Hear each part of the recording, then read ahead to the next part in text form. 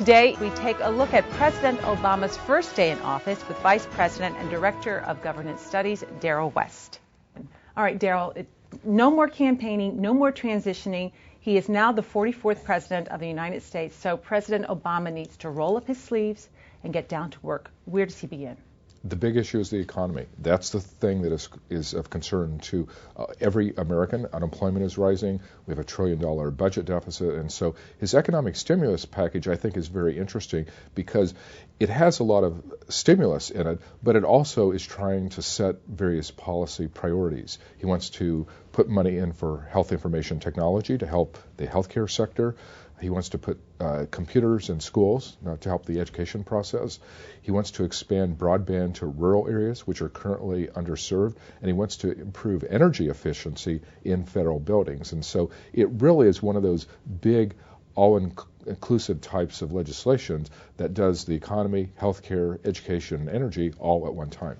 He did a number of things, made some phone calls to the Middle East, talked to Daryl Gates about Iraq. He talked to his economic advisors. Where will all this lead in the coming weeks? The big thing he has to do on day one is to set Iraq policy, because that is an important foreign policy issue. It's very controversial in the United States as well as around the world, and it's costing us a lot of lives and billions of dollars. And so if he wants to get the American fiscal house in order, it really has to start with Iraq. It was really his top campaign promise to start bringing the troops home. And so he has to meet with the defense secretary, with the joint chiefs of staffs, and say, okay, we're going to start pulling the troops out. You guys figure out how to do it. I will listen to your opinions, but this is what we need to do. How much can he reasonably accomplish in his first 100 days? It certainly is going to take us a long time to dig out from underneath these problems. I mean, the economy, the next year is going to be filled with bad news. Unemployment is going to rise. The deficit is going to get worse. His leadership challenge is to keep people hopeful and focused on the future, while the present is still pretty grim, because the drumbeat of bad job losses and bad economic news is going to dominate things over the next 12 months. Typically, when the economy is bad, presidential popularity suffers. His leadership challenge is to maintain his own popularity while things are bad. And with that, we wish him well. Thank you so much, Cheryl.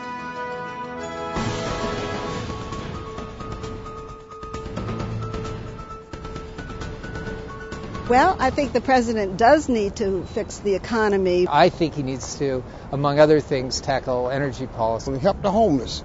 From what I understand, he's doing a good job of picking people that'll tell him what he needs to know. Help the people that don't have nothing. He needs to avoid and learn from all the mistakes in the past. He's got to listen to everything. And that's what I think.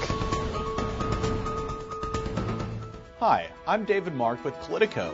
I'm here today with Steve Hess, Senior Fellow at the Brookings Institution and author of What Do We Do Now? A workbook for the President-elect. Hello again, Steve. Hello, Dave. We're here the day after the inauguration of President Barack Obama. Yes. How would you rate his inauguration speech? His speech, at first I was a little disappointed. And the more I read it, the more I liked it. And what I like about it is it's a speech for the moment. If you read 55 inaugural addresses, 45 of them are boilerplate, generic. You could whip them out every fourth year and read them. That speech had to be given on January 20th, 2009. It described our moment of history, and I liked that very much. Looking back just a little bit toward the transition that was, what lessons did we learn from the 2008-2009 transition that future incoming administrations might be able to apply? Well, I think it's quite clear that they are able to move faster than in the past. It was always a struggle to get a cabinet in place, to get a White House staff in place. They proved that with some advanced planning, they could do it. President Obama has come in. He's laid out some new ethics guidelines for his new administration.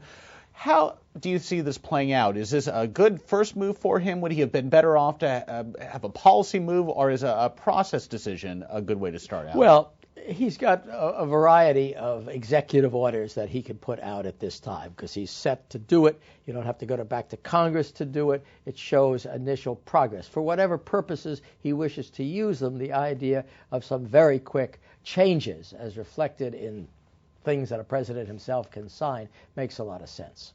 And having been through the early days of an administration, describe what it's actually like to show up on the first day, January 20th, the next day, January 21st, and how it is to actually put together a federal government. You remember that first day at school, maybe first grade, and you're anxious and you're nervous, but you're excited, and you get there and you want to see what the classroom looks like and you want to see who the teacher is. That's it. The first day is usually a bit of a hangover. You've been out late the night before, and you have a lot of functional things like the signing